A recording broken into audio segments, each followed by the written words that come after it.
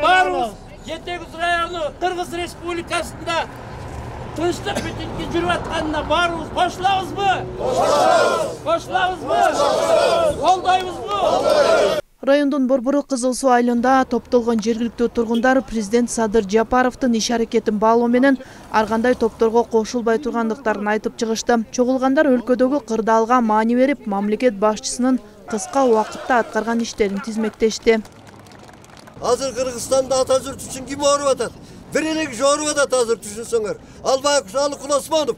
Эсак соогу топурак болуп чинси да тетиякта жатып алып кыйкырып атат. Атажуртум сен оорубашы мен ооруйн деп. Ким ооруп атат азыр Кыргызстанга? Жадакылар ооруп атабы? Ушул жагынан келгенде биз көп нерсени уттуруп атабыз. Келиңиздер биргилели. Кыргыз элинин тымагы достук үчүн баарыбыз бирдикте аракет кылып, мамлекетибизди гүлдөтүп өстүрүүгө аракет кылалы. Көзүбүздүн кареги Кыргызстан, мындан бөлөк биздин эчтекебиз жок, кадырман агайын туугандар. Мен бардыңыздар ушуга чакырам. Элибизге ынтымак, бийликтин боосу бек болсун, Садырдын боосу бекем болсун. Убакыты бүткөнчө эл үчүн, жер үчүн адилет таза кызмат кылып берсин. Азыр мынтип айтат, кемпирабадты сатып ийди деп айтып атат. Кемпирабадты сатып ийди эмес, алмашып атат деген сөздү айтыш керек да. Аны айткысы келбейт. Шак эле сатып ийди дейт. Ана бүткүл Кыргызстан азыр бардык жерде колдоп атат. Биз өзүбүздүн уул эмес, Кыргыздын уулу Садыр Нуркожоевду колдоп алышыбыз керек. Биз мамлекет башчысынын ишин колдойбуз деген тургундар өлкөнүн өнүгүшү үчүн ар бир жаран салым кошушу керек экенин баса белгилешти. Кемпирабад маселеси боюнча убакыт бериш керектигин жана ар кандай чагымчыл иштерди уюштурбай турууну өтүнүштү.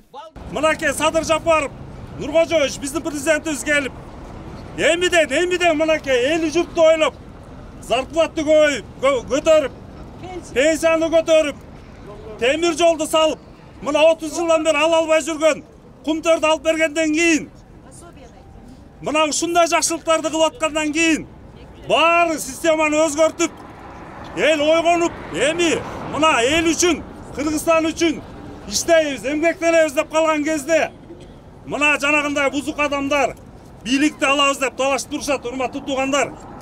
Биз мындайга жол бербейбиз. Жол бербейбиз буларга. Бала бакчабыз, мектебибиз салынып турса, эмнеси жаман? Дагы кандай иштеш керек? Ушул гана темп менен жүрүп отурсак, Кудай буйрса биздин элибиз өнүп өсүп, дагы алдыңкы лидер мамлекеттердин катарына кошулуп, жүзүбүз жарык болуп, аталар калтырып кеткен урпактарга берчүбүздүн көп нерсебиз бар. Бир муштумдай биригип ынтымакты бекемдөө башкы максат экенин айткан тургундар ойлорун ортого салып, бардыгы президенттин саясатын колдой тургандыктарын айтып чыгышты. Белгилей кетсек, мындай тынчтык митингдери жерлерде өткөрүлүүдө. Жанара Сагындыкова, Нурдин Нурманбетов, Сергей Мишенко, Жетегиз району.